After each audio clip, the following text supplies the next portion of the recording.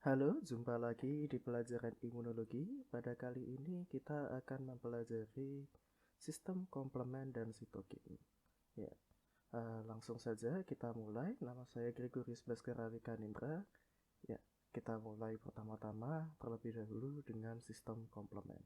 Apakah komplement itu? Jadi komplement itu adalah faktor berupa protein yang terdapat dalam serum dan perlu ditambahkan ke dalam reaksi antigen dan antibodi agar dapat terjadi lisis pada antigen tersebut. Komplement sebagian besar disintesis oleh sel hepatosit di dalam hepar dan juga oleh sel fagosit mononuklear yang berada di sirkulasi darah. Pada keadaan normal, komplement beredar di sirkulasi darah dalam keadaan tidak aktif yang setiap saat dapat diaktifkan melalui jalur-jalur yang tidak bergantung satu sama lain. Lebih detailnya lagi, sistem komplement merupakan sistem yang terdiri dari sejumlah protein, lebih dari 20 jenis protein, yang berperan penting dalam reaksi imunitas. Jadi, komplement juga merupakan salah satu sistem imun yang berfungsi dalam inflamasi, opsonisasi, dan lisis membran patogen. Ini komplement merupakan bagian dari sistem humoral yang belum aktif dan dapat diaktifkan oleh berbagai patogen, dan terdapat 9 komponen dasar komplement, yaitu C1 sampai C9, yang bila diaktifkan akan dipecah menjadi bagian-bagian yang besar dan kecil, misalnya C1Ki, C3A, C53B, dan sebagainya. Masing-masing komplement memiliki fungsinya masing-masing. Untuk C1QRS itu fungsinya adalah untuk meningkatkan permeabilitas vaskular, C2 mengaktifkan kinin, C3A dan C5A berfungsi sebagai kemotaksis yang akan mengarahkan leukosit, dan juga anafilotoksin yang merangsang sel mas untuk melepaskan histamin. C3B fungsinya adalah sebagai opsonin yang membantu proses opsonisasi. C4A itu merupakan anafilotoksin yang lemah. C4B sama-sama sebagai opsonin. C567 itu berfungsi sebagai kemotaksis, dan C8 serta 9 berfungsi melepaskan sitolisin yang dapat menghancurkan sel atau lebih itunya lisiskan sel. Komplement untuk agar dia dapat berfungsi itu harus teraktivasi terlebih dahulu. Sistem komplement itu dapat diaktifkan melalui 3 jalur, yaitu yang pertama the classical pathway, atau aktivasi komplement melalui jalur klasik, yaitu pengaktifan oleh kompleks antigen antibodi. Kemudian yang kedua jalur alternatif, itu diaktifkan oleh dinding sel patogen. Dan yang ketiga merupakan aktivasi komplement melalui jalur lektin yang akan diaktifkan oleh bakteri. Untuk lebih lengkapnya mari kita lanjut ke slide berikutnya. Jadi tadi komplement disebut dia merupakan sebagian dari sistem imun humoral. Ini kerjanya berbeda-beda. Jadi untuk aktivasi komplement yang melalui jalur klasik, karena dia menggunakan jalur ikatan antigen dan antibodi, dia merupakan bagian sistem imun yang didapat. Jadi kalau misalkan tidak ada antibodi yang bisa cocok dengan antigen tersebut, sistem komplement ini tidak akan teraktivasi. Sementara itu, komplement yang melalui jalur alternatif dan jalur lektin merupakan komponen sistem imun alamiah atau innate immunity, karena komplement ini dapat teraktivasi ya dengan dia menempel ke dinding sel patogen atau teraktivasi oleh bakteri itu sendiri. Kita lanjut ke jalur aktivasi komplement yang pertama, yaitu jalur klasik. Jadi jalur klasik adalah jalur di mana kompleks antigen antibodi yang ditambah dengan komplement akan menghancurkan organisme yang menyerang. Antibodi di sini bisa terdiri dari IgM atau IgG. Dia IgG-nya bisa 1, 2, 3 ya. Ini akan membentuk kompleks imun dengan antigen dan mengaktifasi komplement. Ini ikatan antara antigen dan antibodi akan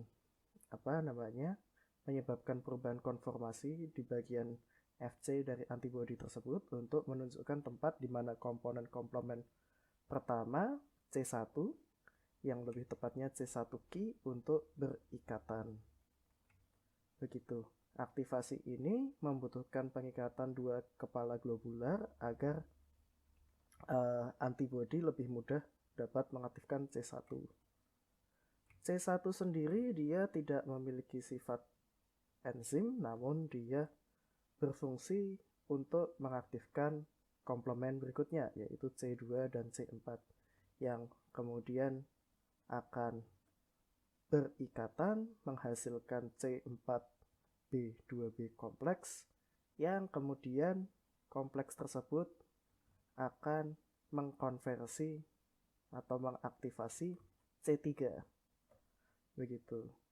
Setelah itu C3-nya yang merupakan komplement kunci akan terpisah menjadi C3A dan C3B, yang kemudian C3B akan berikatan ke kompleks yang tadi yang BB lainnya, yang ini kemudian merupakan konversi terakhir dari C5 yang nantinya akan memulai kompleks serangan litik yang terakhir menyebabkan lisis antigen yang ditempeli antibodi tersebut. Selanjutnya kita berlanjut ke jalur alternatif. Pada jalur alternatif ini ya berbeda dengan jalur klasik, dia membypass berbagai macam kebutuhan yang perlu terjadi untuk terjadi aktivasi komplement secara klasik. Yang di-bypass di sini adalah ikatan antigen dengan antibodi, kemudian juga kaskade C1, C2, dan C4. Jadi siapa namanya? Pada jalur alternatif ini terdapat aktivasi spontan C3 akibat dia berikatan dengan dinding atau permukaan sel atau endotoksin bakteri. Jadi C3B di jalur ini itu bersifat tidak stabil, sehingga jika reseptor yang cocok tidak ditemukan, maka molekul C3B akan meluruh dan menjadi tidak aktif. Tetapi jika ada permukaan reseptor yang cocok, maka molekul C3B akan berikatan dan tetap aktif. Selain itu, molekul C3B dapat menggunakan faktor D dan B dari jalur alternatif untuk membentuk enzim C3B B6 yang aktif, sehingga kompleks ini akan menjadi stabil di hadapan properidin. Kemudian molekul ini dapat memilih antara dua jalur, yaitu terpecah menjadi lebih banyak C2 kemudian memberikan lebih banyak C3B, atau menjadi stabil dan membentuk konversi C5 dari jalur alternatif. Jadi jalur aktivasi yang terakhir merupakan aktivasi melalui jalur lektin. Jadi pada permukaan mikroba itu terdapat manosa binding lectin atau MBL, yang dia merupakan lektin yang dapat diikat oleh manosa mikroba. Nah, MBL ini berikatan dengan gula manosa pada permukaan mikrobia tertentu dan dapat dengan segera mengaktifkan C3, yang kemudian C3 dapat mengkonversi dirinya menjadi C3A dan C3B, yang kemudian memulai kaskade terjadinya aktivasi komplement yang menghasilkan lisis, opsonisasi, dan lain-lain. Untuk lebih mudah memahaminya, maka bisa dilihat di bagan tersebut. Itu jadi aktivasi komplement dibagi menjadi 3 pathway: klasikal, MB lectin, dan alternatif. Pada yang klasikal itu membutuhkan kompleks antigen antibody. Pada manosa binding lectin itu manosa binding lectin akan berikatan dengan manosa pada permukaan patogen, sementara pada jalur alternatif permukaan patogen dapat bereaksi dengan C3B bebas yang ada di dalam darah. Gitu. Pada yang jalur klasik itu ya jalur klasiknya antigen antibody akan memicu C1 QRS yang membentuk kompleks, kemudian memanggil C4 dan C2 yang membentuk kompleks yang akan mengaktifasi C3 konvertase yang akan memecah C3 menjadi C3A dan C3B. C3A dan C5A itu kemudian merupakan mediator inflamasi dan dia memanggil fagosit. C3B dia akan berikatan terhadap reseptor komplement pada fagosit yang menyebabkan opsonisasi patogen dan pembuangan kompleks imun. Selain itu, C3B juga akan mengaktifasi kaskade berikutnya, yaitu yang C5B, C6, 7, 8, 9 yang bersama-sama akan membentuk membran attack kompleks. Jadi C5B, 6, 7, 8, 9 ini akan membentuk kompleks di permukaan atau membran sel bakteri yang kemudian dia akan melubangi membran tersebut sehingga bakterinya bocor atau lysis gitu. Ya, kalau yang perbedaan lainnya ya untuk jalurnya yang di bawah C3 konvertase itu sama semua, hanya aktivasinya yang berbeda-beda. Begitulah untuk ketiga jalur aktivasi komplement. Berikutnya kita akan lanjut ke fungsi dari komplement itu sendiri.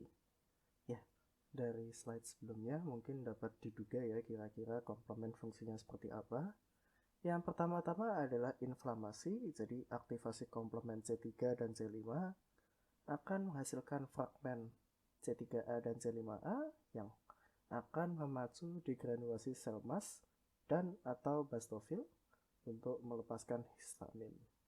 Histamin akan meningkatkan permeabilitas vaskuler, kontraksi otot polos, migrasi leukosit, dan keluarnya antibodi, opsonin, dan komponen komplement ke jaringan inflamasi. Selain itu, untuk melengkapi juga, komplement berfungsi sebagai kemokin, ini terutama untuk C3A, C5A, kemudian C5-7, yang akan mengarahkan sel-sel fagosit ke tempat terjadinya infeksi. Jadi komplement ini sangat berguna bagi sistem imun dalam fungsi untuk mendatangkan sel-sel imun sebanyak-banyaknya ke daerah terjadinya infeksi. Masih berdekatan dengan inflamasi dan sel-sel imun lainnya, komplement juga berfungsi dalam bidang opsonisasi para fagosit. C3B dan C4B mereka mempunyai sifat opsonin, yaitu molekul yang dapat diikat oleh bakteri dan reseptor fagosit sehingga memudahkan fagositosis bakteri. C3 yang saat diaktifkan, aktivasi komplement merupakan opsonin utama, itu C3B, dan molekul C3B dalam bentuk inaktif, itu IC3B, inaktif C3B, ini juga berperan sebagai opsonin dalam fagositosis karena fagosit juga memiliki reseptor untuk IC3B. Fungsi berikutnya adalah eliminasi kompleks imun. C3A atau IC3B itu akan diendapkan di permukaan kompleks imun dan merangsang eliminasi kompleks imun. Jadi eritrosit dan neutrofil memiliki reseptor dan mengikat C3B dan IC3B. C3 dan C4 juga ditemukan pada kompleks imun dan diikat oleh reseptor pada eritrosit, kemudian akan diangkut ke organ hati dan limpa untuk dibuang. Sel fagosit juga akan menghancurkan kompleks imun dari eritrosit. Kompleks imun itu sendiri dalam jumlah kecil selalu terbentuk dalam sirkulasi darah dan dapat meningkat bila mana terdapat peningkatan antigen. Kompleks imun bila berlebihan akan membahayakan karena dapat mengendap pada dinding pembuluh darah, mengaktifasi komplement, dan menimbulkan kerusakan jaringan. Peningkatan komplement pada imunoglobulin suatu kompleks imun akan membuat ikatan antigen antibodi yang terbentuk menjadi lemah. Sehingga untuk menetralkan terbentuknya kompleks imun yang berlebihan, sistem komplement dapat meningkatkan fungsi fagosit terutama pada reseptor yang terdapat pada permukaan eritrosit. Jadi meminta untuk memakan kompleks imun ini untuk mengeliminasinya dari peredaran darah. Kemudian fungsi terakhir dari sistem komplement adalah untuk melisis osmotik bakteri. Jadi aktivasi C3 baik dari jalur alternatif dan klasik akan mengaktifkan bagian akhir dari kaskade komplement C5 sampai C9. Aktivasi komplement yang terjadi di permukaan sel bakteri akan membentuk membran attack complex atau MAC yang akan menyebabkan lisis osmotic cell atau bakteri. Jadi si komplement ini dengan sendirinya dia juga dapat membunuh patogen, tidak selalu harus mengandalkan fagosit atau sel-sel imun lainnya. Begitu. Jadi ya, maka dari itu komplement ya merupakan bagian dari sistem imun humoral ya yang penting ya. Komplement begitu. Selanjutnya kita akan berlanjut ke bagian kedua kita. Kalau tadi sudah komplement, maka ini merupakan bagian dari sistem imun humoral berikutnya, yaitu sitokin. Jadi sitokin itu merupakan gorengan protein, glikoprotein atau polipeptida yang larut dan diproduksi oleh sel limfosit dan sel-sel lain seperti makrofag, eosinofil, sel mas, dan endotel dengan fungsi untuk ya jadi sitokin, senyawa kimia yang dihasilkan oleh sel. Begitu untuk secara harafiahnya begitu. Untuk lebih detailnya, sitokin itu merupakan substansi yang berfungsi sebagai sinyal interseluler, jadi internya, bukan intra. Inter itu antar, intra itu dalam. Interseluler yang mengatur respon inflamasi lokal dan sistemik terhadap antigen. Sekresinya dibatasi sesuai kebutuhan, jadi dia bersifat self-limiting. Untuk jenis-jenis sitokin itu terbagi menjadi dua, yaitu monokin, sitokin yang disekresikan oleh sel monosit, dan limfokin, sitokin yang disekresikan oleh sel limfosit. Untuk monokin ini ada IL-1, tumor necrosis factor, IL-6, dan interferon alpha. Sementara untuk limfokin itu ada banyak, yaitu ada interferon gamma, IL-23457, nah, tidak ada 6, dan juga GM-CSF atau granulocyte monocyte colony stimulating factor. Jadi yang sesuai namanya menstimulasi pembentukan koloni granulosit dan monosit. Fungsi sitokin secara umum itu adalah pengendalian hemopoiesis dan limfopoiesis, yaitu mengatur produksi sel-sel hemato, jadi sel-sel darah.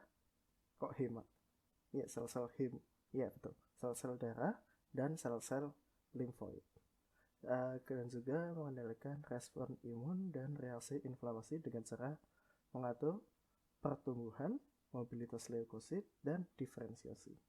Ini berperan dalam patofisiologi beberapa penyakit, dan sitokin ini dapat bekerja di berbagai macam tempat.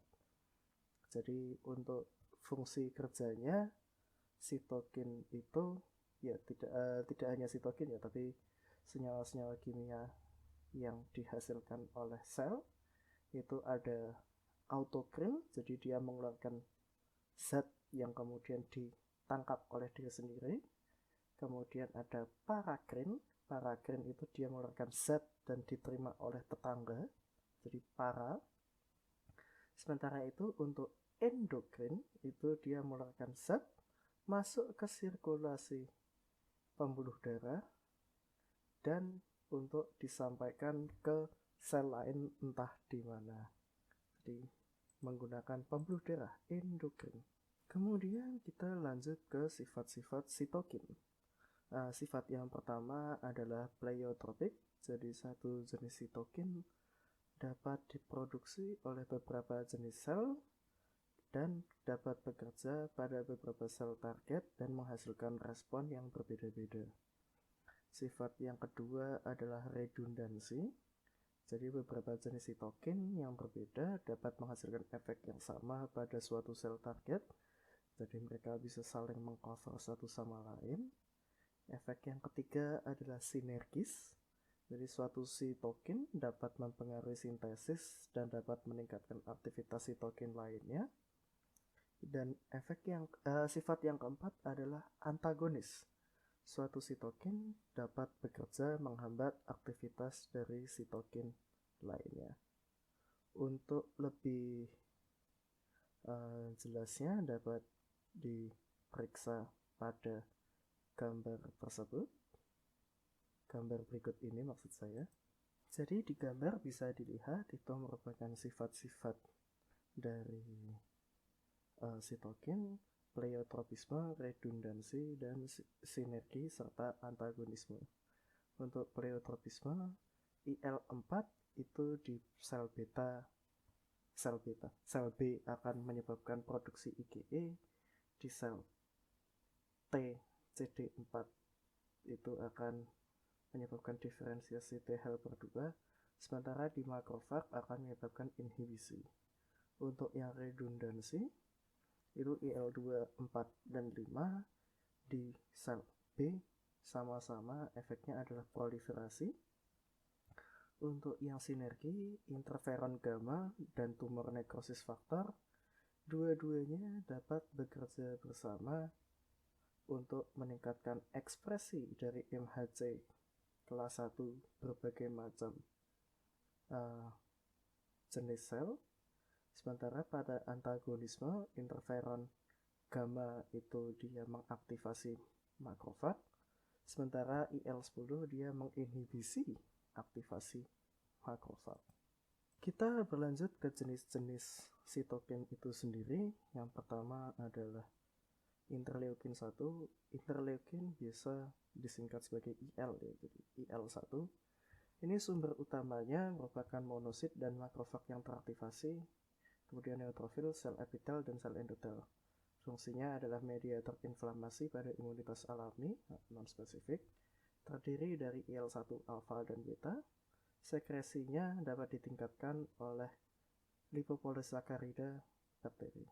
Sekresinya dapat terjadi secara langsung maupun tidak langsung.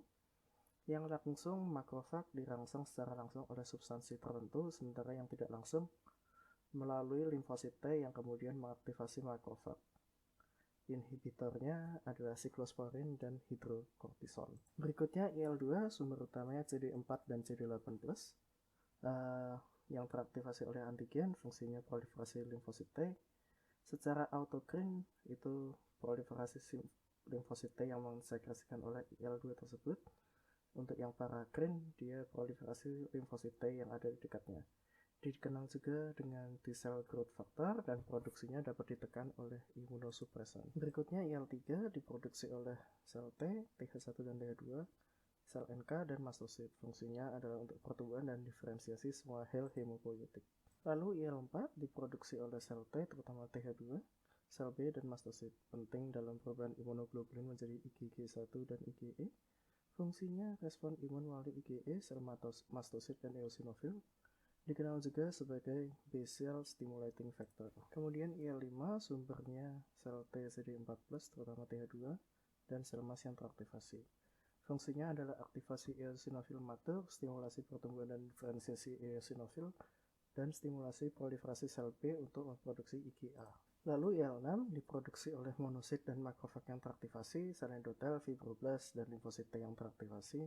Sekresinya dipicu oleh adanya antigen, IL-1, dan tumor nekrosis faktor, dan berperan pada respon imun alami dan respon imun adaptif.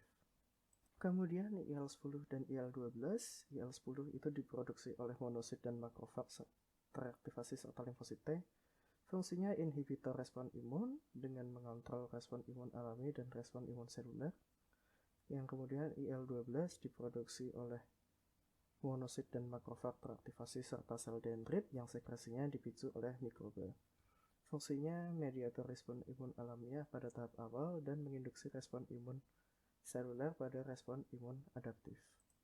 Berikut merupakan rangkuman dari IL-IL yang ada dan juga fungsinya. Silahkan di pause untuk mengamati. Ini ada secara tabel dan berikutnya ada secara bagan. Ya, ini tinggal sedikit lagi kok. Dari tadi sudah membahas mengenai IL bermacam-macam. Sekarang berlanjut ke tumor necrosis factor atau TNF. Sumbernya itu terdiri monosit dan makrofag yang teraktivasi, T-sel yang distimulasi oleh antigen, sel NK dan sel MAS. Produksinya distimulasi oleh LPS gram negatif dan mikroba. Fungsinya adalah untuk mediator dalam respon inflamasi akut dan bertanggung jawab pada komplikasi sistemik pada infeksi berat atau sepsis. Jadi TNF itu berdasarkan jumlah yang disekresikannya, efeknya bisa berbeda-beda ya. Pada jumlah yang sedikit itu akan menghasilkan inflamasi lokal. Pada jumlah yang menengah efeknya akan sistemik. Pada otak akan menghasilkan demam, pada hepar akan menghasilkan protein fase akut, dan pada sumsum tulang akan menghasilkan meningkatkan produksi leukosit. Sementara itu pada jumlah yang besar itu akan menyebabkan shock sepsis. Nah, gitu. Di jantung akan menurunkan cardiac output, kemudian pada pembuluh darah dapat menyebabkan trombus dan menurunnya resistensi pembuluh darah. Pada liver dapat menyebabkan hipoglikemia. Selanjutnya yang terakhir itu adalah interferon. Interferon itu ada alfa, beta, dan gamma. Untuk yang alfa dan beta itu merupakan tipe 1, gamma merupakan tipe 2. Ya, sumbernya alfa itu leukosit, beta itu fibroblast, yang gamma itu imun. Stabilitasnya pada asam stabil-labil. Untuk yang spesifitasnya ya makanya A, B, dan gamma. Untuk aksi biologinya interferon alfa dan beta bisa dilihat di bagan tersebut, gambar tersebut. Jadi interferon itu fungsinya adalah untuk mengatasi alfa dan beta, terutama untuk virus. Jadi sel yang terinfeksi virus dia akan mengeluarkan interferon alfa dan beta yang dia pada sel yang belum terinfeksi akan menginduksi enzim yang kemudian memblokir replikasi virus, dan juga pada sel yang telah terinfeksi virus dia akan meningkatkan ekspresi MHC kelas 1 untuk kemudian memanggil sel-sel sitotoksik untuk membunuh dirinya sendiri. Sementara itu untuk interferon gamma dia fungsinya lebih banyak dan lebih berfungsi untuk mengatur fungsi sistem imun kita. Jadi pada makrofag dia aktivasi makrofag, pada APC dia meningkatkan ekspresi MHC dan presentasi antigen, pada sel T naif dia akan meningkatkan perkembangan sel TH1 dan lain-lainnya. Jadi sitokin itu berfungsi dapat berperan dalam sistem imun bawaan dan sistem imun didapat. Seperti bisa dilihat di gambar, pada sistem imun bawaan dia dapat mengaktifasi makrofag dan menyebabkan inflamasi. Sementara itu pada sistem imun didapat ya sama-sama juga ya, bisa mengaktifasi makrofag namun juga diferensiasi sel T dan mempengaruhi sekresi antibodi. Baik, sekian untuk pelajaran imunologi sistem komplement dan sitokin. Terima kasih sudah memperhatikan. Semoga dengan mengikuti pelajaran ini Anda dapat memahami lebih lanjut mengenai sistem imun humoral kita, yaitu untuk komplement dan sitokin. Terima kasih, semoga pelajaran ini berguna. Sampai jumpa pada pertemuan berikutnya. Jika ada pertanyaan, maka bisa ditanyakan pada sesi tanya jawab. Terima kasih.